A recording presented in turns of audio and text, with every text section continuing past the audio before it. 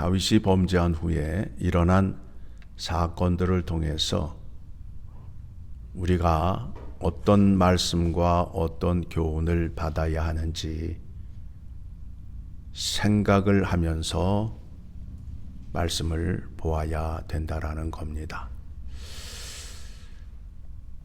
다윗 이전에 사울 왕이 있었는데 사울 왕과 다윗과의 차이점은 무엇인가? 즉 사울도 이와 같이 많은 범죄를 저질렀는가? 아니면 다윗이 더 많은 범죄를 저질렀는가에 대한 생각을 해 보셔야 된다라는 겁니다. 성경에 기록된 사건으로 볼 때에 분명히 다윗에게 더 많은 흠이 있다라는 겁니다. 자, 그렇다면 성경이 말하고자 하는 그 의도는 무엇인가를 확인하셔야 된다라는 겁니다. 사무엘하 7장을 가게 되면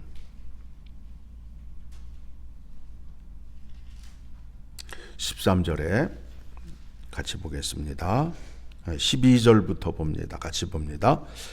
내 수완이 차서 내 조상들과 함께 누울 때에 내가 내 몸에서 날 내 씨를 내 뒤에 두어 그의 나라를 견고하게 하리라. 그는 내 이름을 위하여 집을 건축할 것이요 나는 그의 나라 왕위를 영원히 견고하게 하리라. 하나님께서 다윗의 씨를 통하여 나라를 세우시는데 그 나라가 어떤 나라인지를 확인하셔야 된다라는 겁니다. 그 나라는 죄와 허물이 있는 자도 들어갈 수 있는 나라라는 겁니다.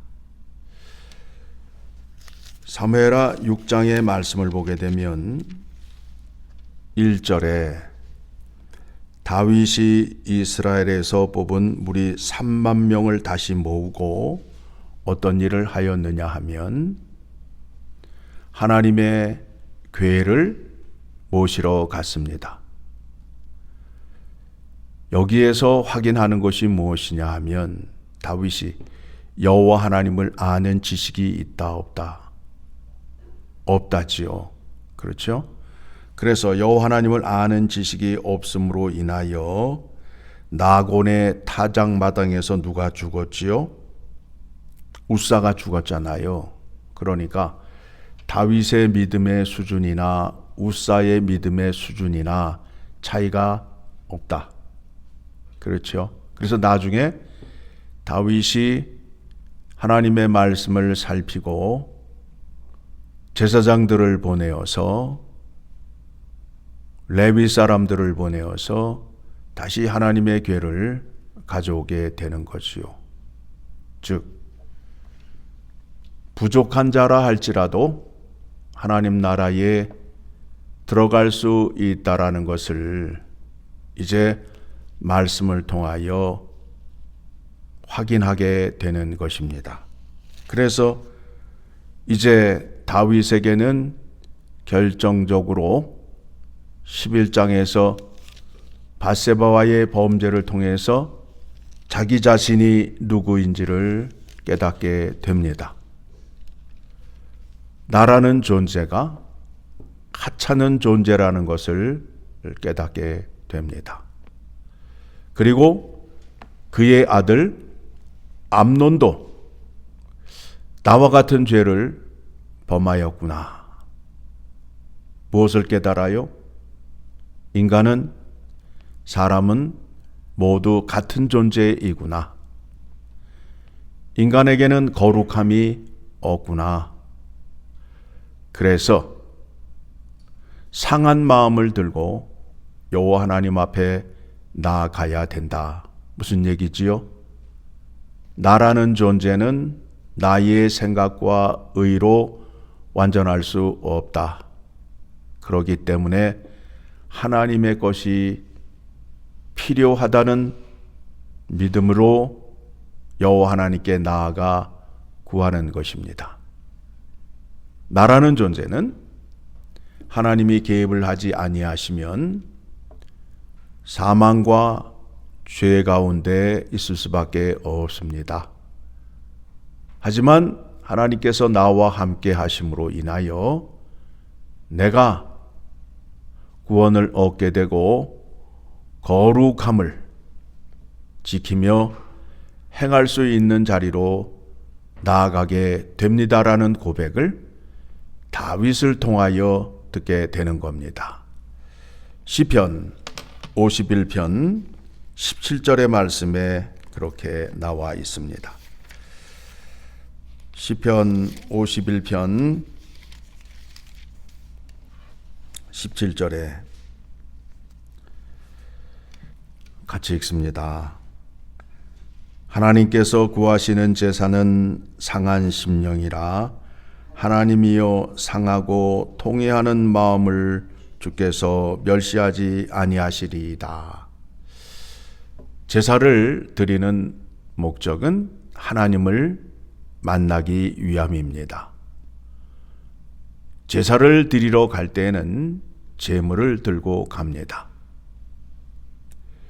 제물을 들고 간다 함은 내가 하나님께 무언가를 드릴 수 있다라는 마음이 생기게 됩니다. 그와 같은 제사를 하나님이 원치 않으셨어요. 그와 같은 제사를 이스라엘 백성들이 드리게 되었어요. 제물 좋은 거를 가지고 와서 하나님께 제사를 드렸지만 나는 하나님의 은혜와 하나님의 의가 필요한 사람입니다 라고 제사를 드리지 않았단 말입니다. 그래서 여호와 하나님께서 저들이 고기 태우며 드리는 제사가 역겹다. 누가 성전문을 닫았으면 좋겠다 하는 말씀을 하셨던 것입니다. 그런데 다윗은 무엇을 깨달았어요? 나는 부족한 자입니다. 하나님께서 함께해 주셔야 나는 온전한 자로 살 수 있습니다. 라는 것을 깨닫게 되었다라는 것입니다. 자, 이제 오늘 본문의 말씀을 통해서 확인할 수 있는 것이 무엇이냐면 다윗이 굉장히 부드러워졌어요. 그렇죠? 예. 고난과 환난을 통해서 믿음이 성숙해져 가는 것입니다. 사무엘하 16장 1절의 말씀을 보게 되면 거짓말하는 자가 나오게 됩니다. 무비보셋의 종 시바가 나와서 다윗에게 아부함으로 인하여 다윗이 무비보셋에게 주었던 그 재산들을 시바에게 준다라고 약속을 합니다. 거짓말로 약속을 하지요. 거짓말에 속아서 다윗이 약속을 하게 됩니다. 그런데 거짓은 반드시 밝혀지고 드러난다. 이 장면이 뒤에 가면 나오게 됩니다. 그리고 5절 이하의 말씀을 보게 되면 사울의 집안에 시므이라 하는 자가 나오게 되는데 이 자가 피난가는 다윗을 향하여 저주를 퍼붓지요. 네가 많은 사람의 피를 흘리고 또 사울의 왕을 차지함으로 인하여 여호와 하나님께서 저주하였다라고 하면서 돌을 던지고 흙먼지를 날리는 장면이 나오게 됩니다. 다윗이 그 장면을 보았어요. 그의 부하들이 그 장면을 보았습니다. 그러니까 부하들이 왕이여 내게 명령하시면 내가 가서 그 사람의 목을 칠 수 있나이다 라고 말하니까 다윗이 뭐라고 그래요? 괜찮다. 내가 난 내 자식이 나의 생명을 위협하는데 하물며 베냐민 사람이 나에게 욕하는 것이 무슨 큰일이냐라는 거예요. 우리가 이 말씀을 생각하면서 우리에게 적용할 필요가 있다라고 생각을 합니다. 내가 난 자식에게 내가 말을 하게 되면 그 자식이 내 말을 들어요, 안 들어요? 안 듣잖아요. 안 듣는다고요. 그런데 내가 교회에서나 직장에서 내 이웃에게 말 한마디를 했는데 그 말을 그 사람이 행하지 않음으로 인하여 화를 내고 썽을 낸다라는 거예요. 내가 난 자식도 내 말을 안 들어요. 하물며 다른 사람 배에서 나온 그 자식이 내 말을 듣겠냐는 거예요. 안 듣는다고요. 그러면서 화를 내고 성질을 부리고 삐지기 시작하지요. 왜 저 사람은 내 말을 안 듣느냐고. 성경의 말씀에 의하면 듣는다, 안 듣는다? 안 듣는다. 인간이라는 존재가 그런 존재라는 거예요. 인간이라는 존재가 그런 존재라는 거예요.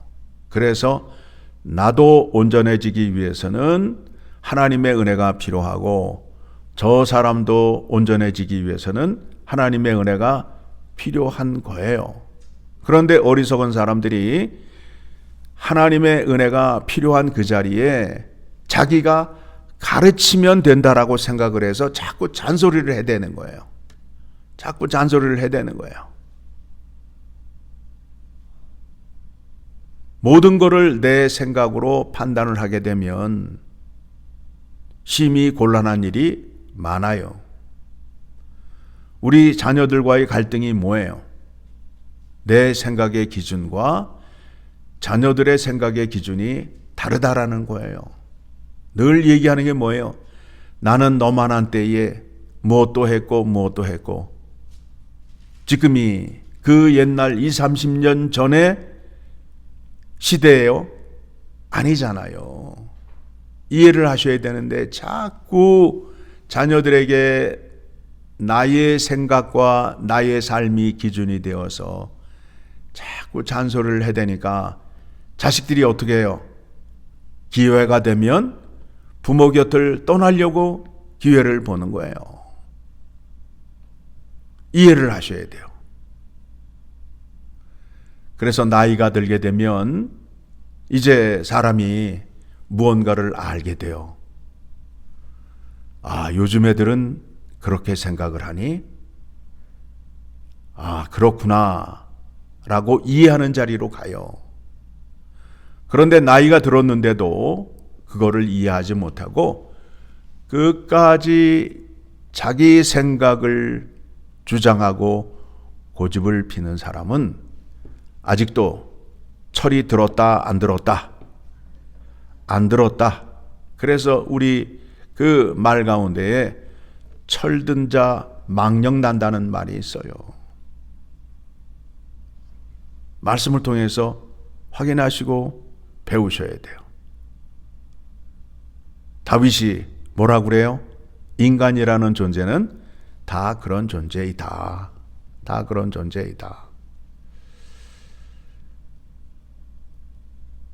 시므이가 나에게 저주한 말을 다윗은 어떻게 듣고 있어요? 11절 말씀입니다. 본문 11절 말씀입니다. 또 다윗이 아비새와 모든 신하들에게 이르되 내 몸에서 난 아들도 내 생명을 해하려 하거든 하물며 이 베냐민 사람이랴 여호와께서 그에게 명령하신 것이니 그가 저주하게 버려두라. 시므이가 자기에게 저주를 하니까 다윗이 어떻게 생각을 해요? 여호와 하나님께서 나에게 저주하는 것을 시므이의 입을 통해서 하고 계신다라고 믿음이 성숙해졌어요. 분명 다윗은 잘못을 했어요, 안 했어요? 했잖아요.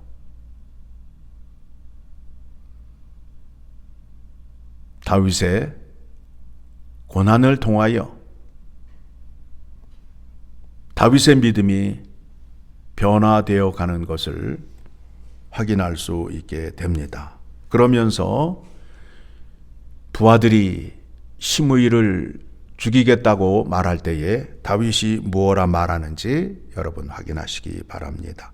12절 혹시 여호와께서 나의 원통함을 감찬하시리니 오늘 그 저주 때문에 여호와께서 손으로 내게 갚아주시리라 하고, 우리가 선으로 악을 이긴다라는 것은 무슨 말이냐 하면 어떤 상황, 어떤 처지에서도 하나님의 말씀을 지키는 것을 말해요. 그러니까 지금 이와 같은 상황에서 다윗은 하나님을 떠난다, 안 떠난다? 안 떠난다라는 거예요. 성경 속의 의인들은 어떤 상황과 어떤 처지에 있더라도 하나님을 떠나지 않아요. 끝까지 하나님 앞에서 버티는 거예요.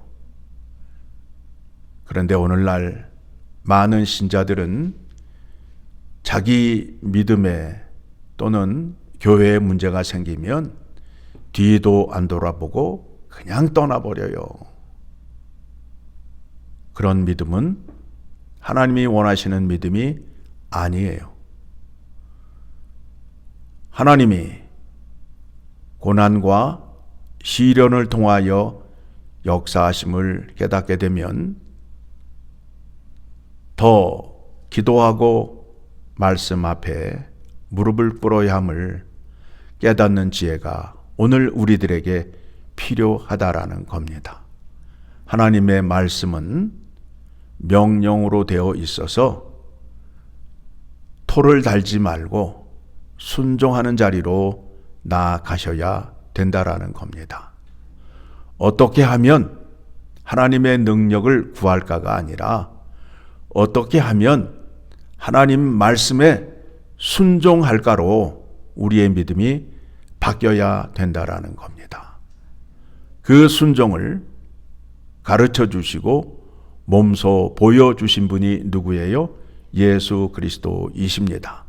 그래서 그의 가르침과 그의 본을 따라 믿음 생활을 하게 되면 하나님 아버지께서 기뻐하시고 영광을 받으시고 여러분에게 약속한 복을 한량없이 부어주신다라는 겁니다. 오늘도 말씀에 순종하여 승리하시는 여러분 되시기를 간절히 소망합니다.